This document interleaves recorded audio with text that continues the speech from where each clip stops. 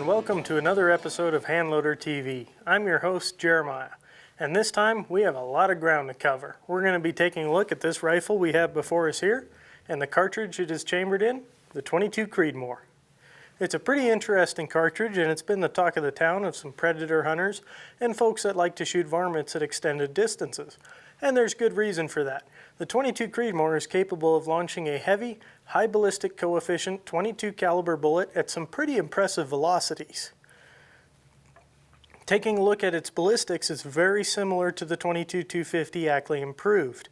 The case length is identical, and the powder capacity is nearly identical, with some variance between case manufacturers. In addition to that, though, I think that the .22 Creedmoor has a few advantages over the Ackley improved. The most notable being you don't have to fireform your cases, which, let's be honest, that's a big advantage with the current state of our industry and the lack of components.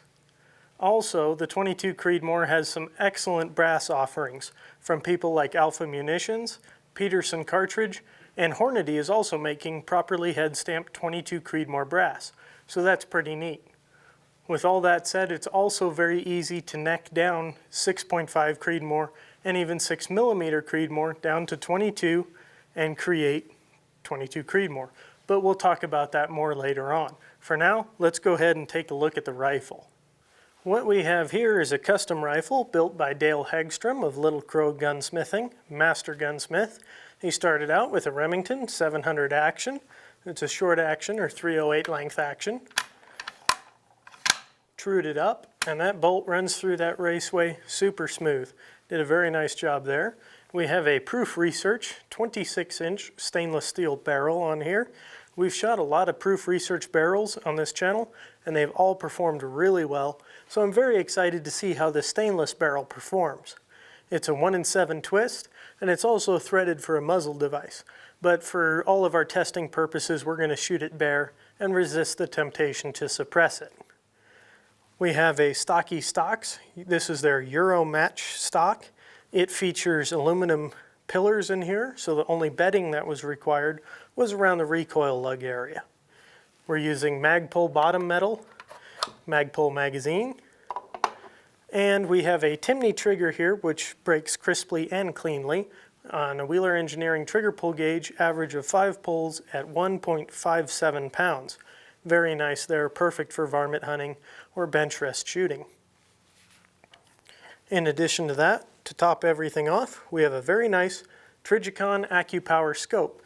It is 4.5 to 30 power with a 56mm objective lens, 34mm main tube, and we have an optional illuminated reticle, red or green, open elevation turret, capped windage turret. It's also a first focal plane scope with a 40-minute of angle Christmas tree style reticle, which is very nice and lends itself well for my style and my personal preference of shooting because I like to dial for my elevation and then hold for my windage. Perfect for that application. The scope is mounted in precision hardcore gear, Ranger rings, and atop, or below that rather, we have a true level Picatinny rail with a built-in bubble level, which is very nice, and you'll see me glancing at that as we're shooting, making sure everything's right. So now you know all about the rifle, let's go ahead and jump over to the hand loading side of things. We have a lot of information we're going to cover here, so bear with me as we unpackage it all for you. Starting out, the .22 Creedmoor is a Wildcat cartridge, meaning there is no established pressure guidelines from SAMI. For our testing, we've decided to keep pressures below the 62,500 psi mark. And when it comes to hand loading this cartridge, you have a rather narrow window for charge weights, or nodes, if you will, and therefore it can be a bit challenging to hand load for. It is a very high pressure cartridge and you can get into trouble quickly, so I advise extreme caution when you're developing hand loads. There is some excellent data available from Peterson Cartridge, and it was a great resource for me in developing charge weights and this video. And I urge you guys to check that out and stick to reputable data sources whenever possible. There's a lot of scary internet loads floating around there, which Peterson actually tested, and some of them were pushing 70 and even 80,000 psi, which is dangerous, and I don't recommend pushing your rifle that hard. With that said, let's go ahead and dive over to some of the components we've selected for this video. If you've been watching the channel for a while, you know that I'm a big fan of redding dies. And we went ahead and selected this die set, but we've also made some add-ons, and for good reason. As you know, 6mm Creedmoor can easily be necked down to 22 Creedmoor, and this is why I selected this sizing die. We've gone ahead and replaced the decapping rod assembly with the one we have here, which features a nitride-coated expander ball and a carbide sizing button. This makes sizing nearly effortless and case reforming very easy and simple.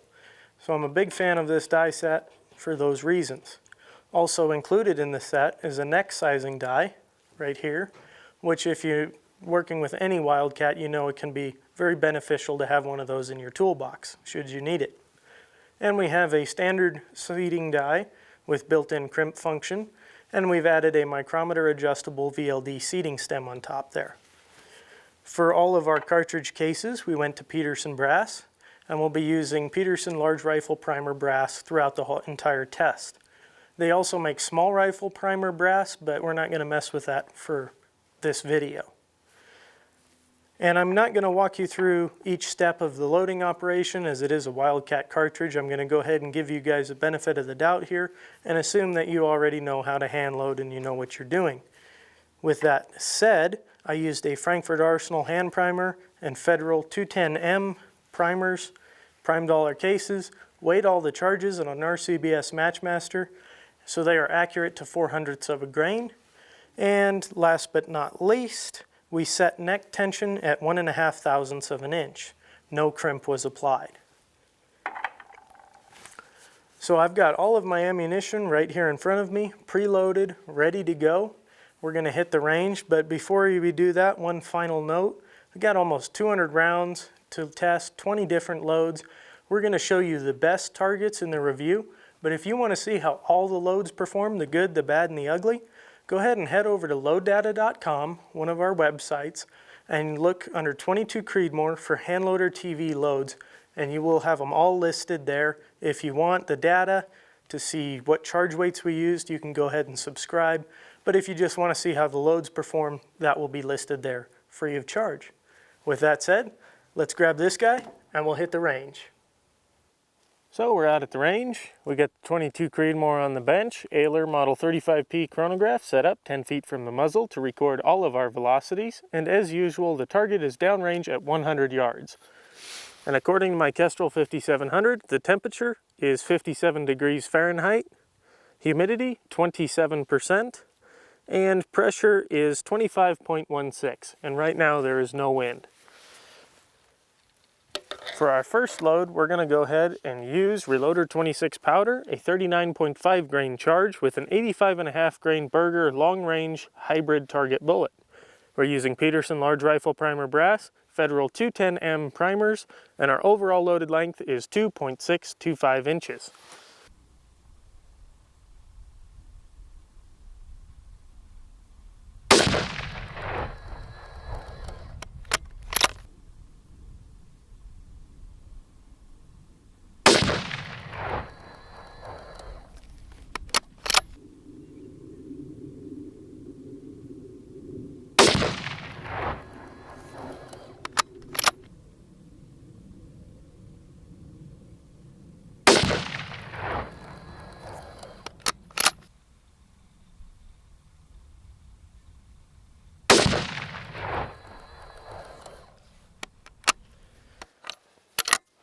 I'm going to be honest, that might have been on me. I saw that small group and it was, there was some pressure there.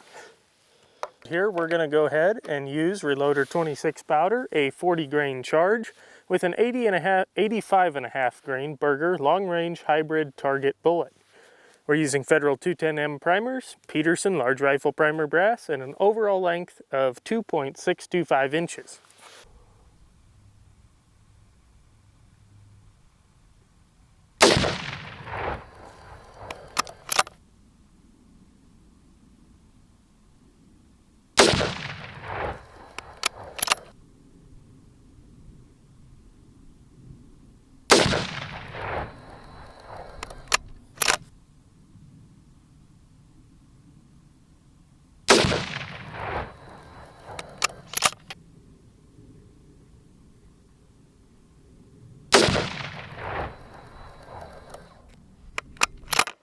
For this load, we're using Vitavori N565 powder, a 40.5 grain charge, 90 grain Berger VLD bullet, Peterson large rifle primer brass, Federal 210M primers, and an overall loaded length of 2.635 inches.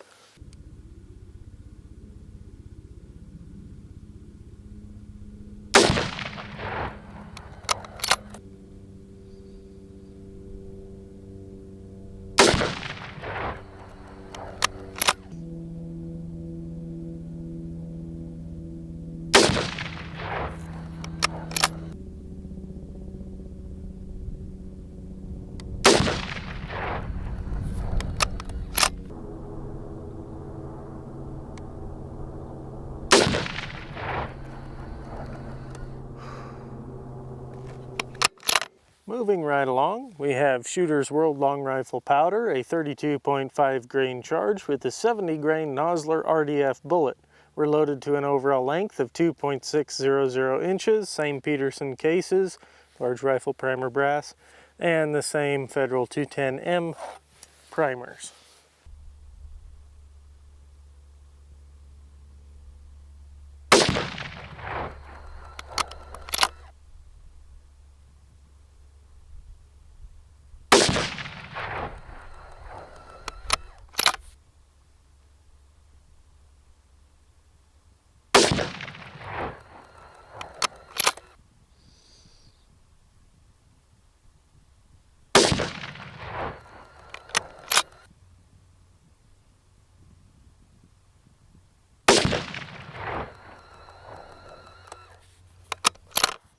Now we're changing over to Stayball 6.5 powder, a 37.5 grain charge with a 77 grain Sierra Match King or hollow point bow tail bullet, Peterson large rifle primer brass, Federal 210M primers, and an overall loaded length of 2.600 inches.